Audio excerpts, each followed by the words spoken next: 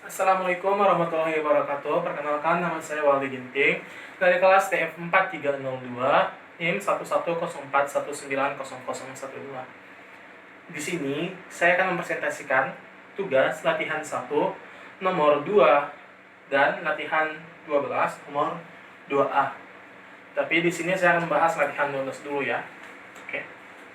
Nah, latihan 12 itu soalnya fx, y sama dengan x kuadrat min 6x ditambah y kuadrat min 8y ditambah 7 pada s sama dengan x, y, di mana x kuadrat ditambah y kuadrat kecil sama dengan 1. Nah, yang di sini ini yang ditanya itu tentukan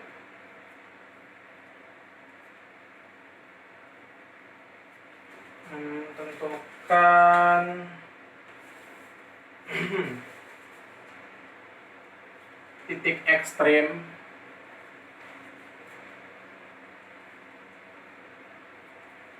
global dan jenis. Nah, untuk mencari titik ekstrim global dan jenisnya, saya membuat itu menjadi berapa ya? 4 cara. Yang pertama itu kita dulu cari turunan parsial. Yang kedua itu cari titik kritis.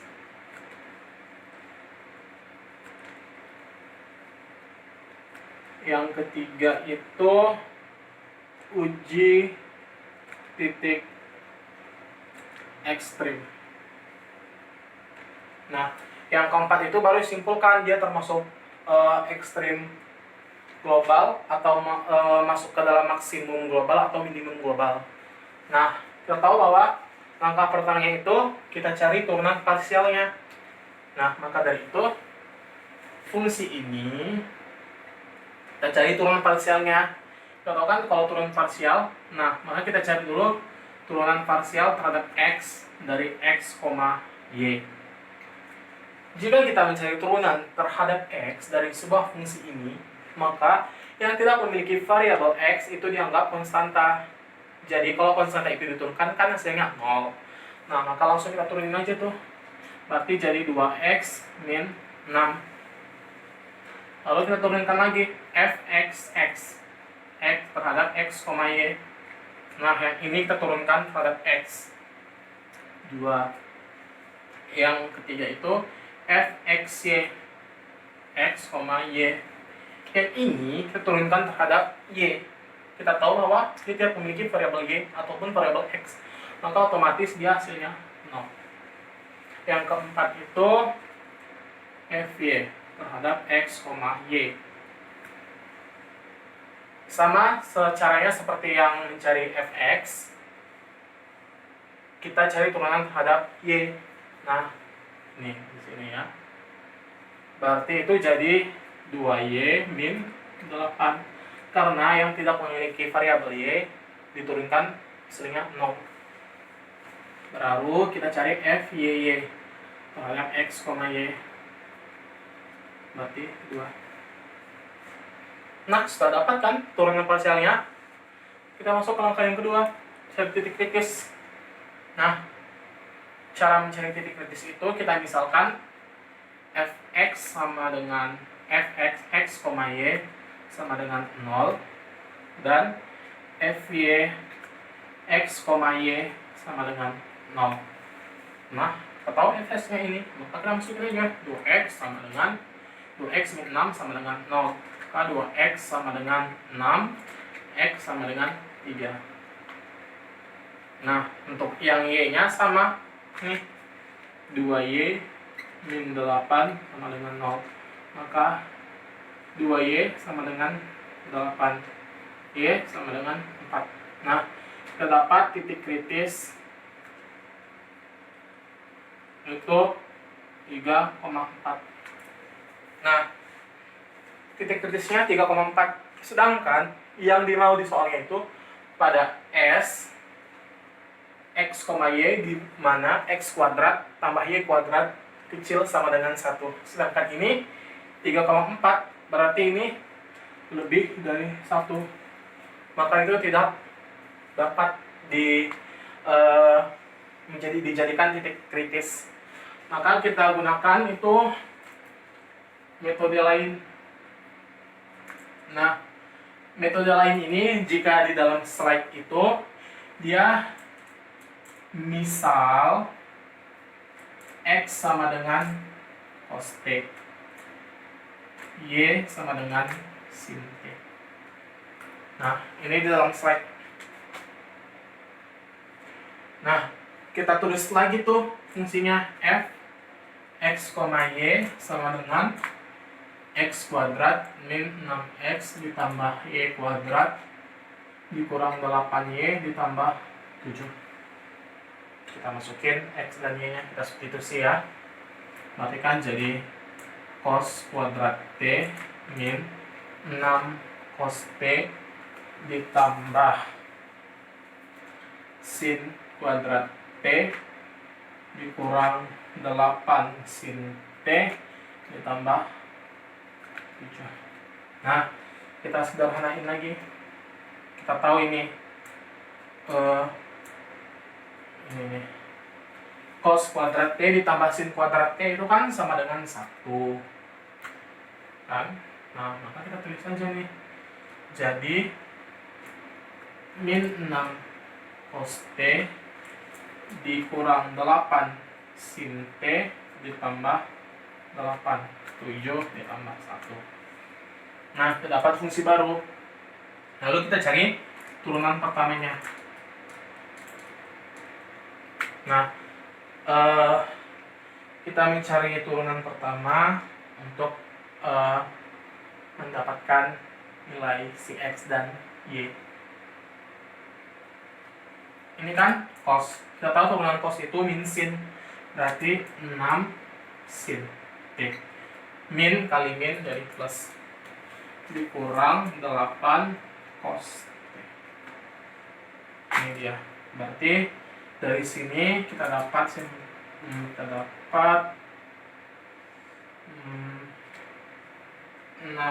sin T kurang 8 cos T sama dengan 0. Maka 6 sin T sama dengan 8 cos T. Maka sin T per cos T sama dengan 8 per 6. Sin per cos itu kan sama aja kayak tangan 4/3. Nah, kita tahu tangan ini dia itu positif di kuadran 1 dan 3. Nah, kalau di sini kan semua nih positif.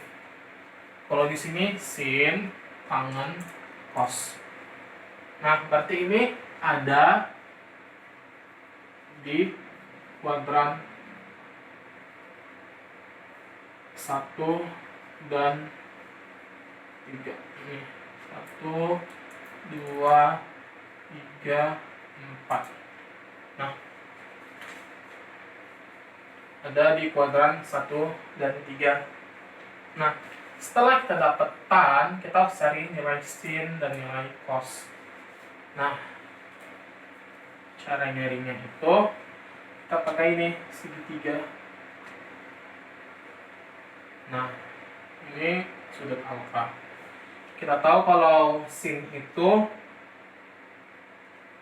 depan per miring,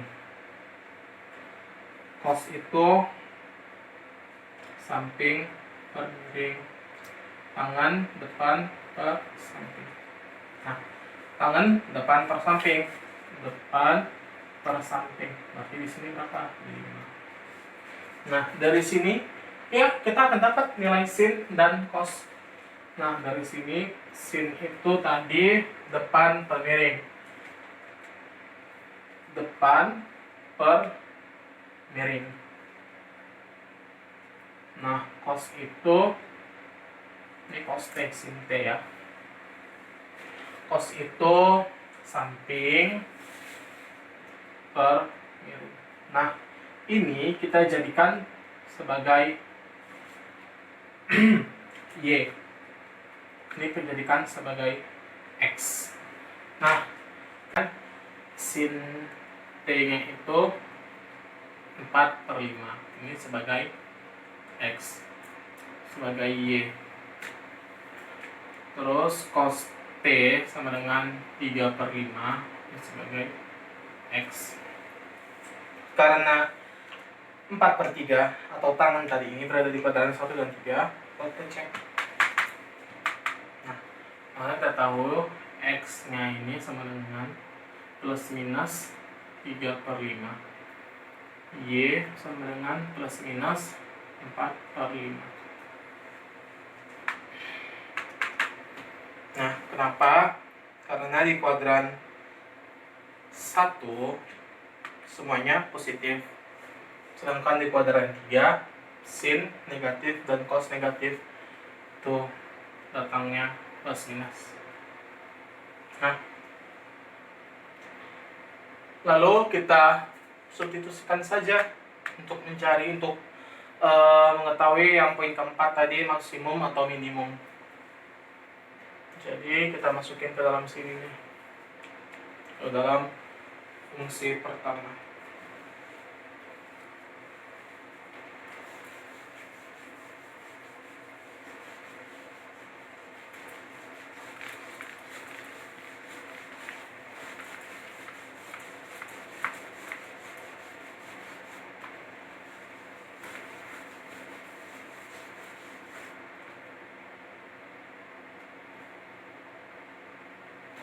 Nah, yang ini untuk positif. Kita masukin bilangan ini dan ini yang positif. Berarti fx, y sama dengan 3/5 kuadrat dikurang 6 3/5 ditambah 4/5 kuadrat dikurang 8 4/5 ditambah 7.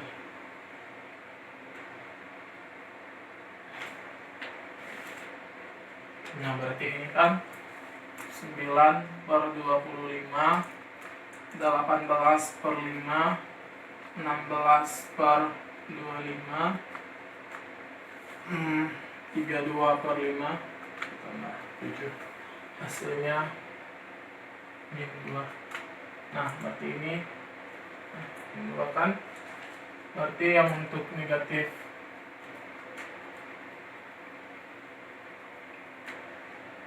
fx, y sama dengan min 3/5 kuadrat dikurang 6 min 3/5 ditambah min 4/5 kuadrat dikurang 8 dikali min 4/5 ditambah 7 sama dengan 9/25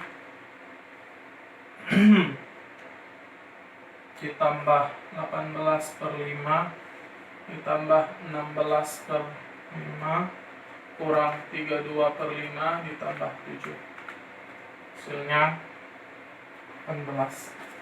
Nah, kita tahu kalau minimum itu dia yang kecil, maka yang ini minimum, yang ini maksimum. Nah, jadi kesimpulannya itu fx, y sama dengan x kuadrat min 6x ditambah y kuadrat min 8y tambah 7 pada s sama dengan x, y, di mana x kuadrat tambah y kuadrat kecil sama dengan 1 akan maksimum di 18 dan minimum di min 2. Terima kasih. Nah, di sini kita akan membahas latihan 1. Latihan 1 yaitu gambarkan y sama dengan x kuadrat di R3. Nah, ini merupakan materi penghantar untuk memasuki fungsi dua purba.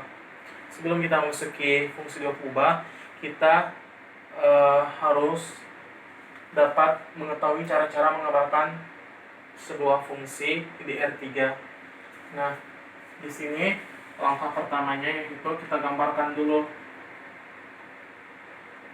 Gambarkan di R2. Nah, kita tahu kalau misalnya di R2 dia itu gambarnya seperti ini. Membentuk parabola x kuadrat. Nah, kita tahu bahwa nilai si y ini selalu nilainya positif dan si x bisa negatif bisa positif. Maka di sini ini x kuadrat ini merupakan bilangan real. Semua angka atau semua bilangan positif atau negatif bisa dimasukkan. Nah, sedangkan pada R3 gambarnya seperti ini. Nah, jadi kita sudah tahu bahwa di sepanjang X ini bisa nilainya negatif atau nilainya positif. Dan nilai si Y itu bisa selalu positif. Nah, kita tahu bahwa Z itu kan sama dengan Fx, Y. Si Z, X, Y. Nah, maka si Z ini akan berpengaruh terhadap X dan terhadap Y. Karena kita tahu Y selalu menghasilkan nilai yang positif, maka jika gambar Z, Fx, Y, maka ini kan Fx, Y nya ini kita bisa lihat di Y sini. Maka kita gambarkan, karena Y selalu positif, maka ini X kuadratnya dia membentuk kurva parabola menuju atau mengarah ke sumbu Y. Makanya ini Z ini dia semuanya termasuk di dalam sumbu Z menuju tak hingga. Nah, jadi kesimpulannya, jika kita ingin menggambar di R3, kita gambarkan dulu di R2. Lalu kita tahu Z sama dengan Fx, Y, maka kita gambarkan di R3. Inilah hasil presentasi saya dari nomor 1 dan nomor 12. Mohon maaf jika banyak kesalahan dalam menjelaskan, banyak kekeliruan dalam menjelaskan. Saya mohon maaf jika ada salah-salah kata. Wassalamualaikum warahmatullahi wabarakatuh. Terima kasih.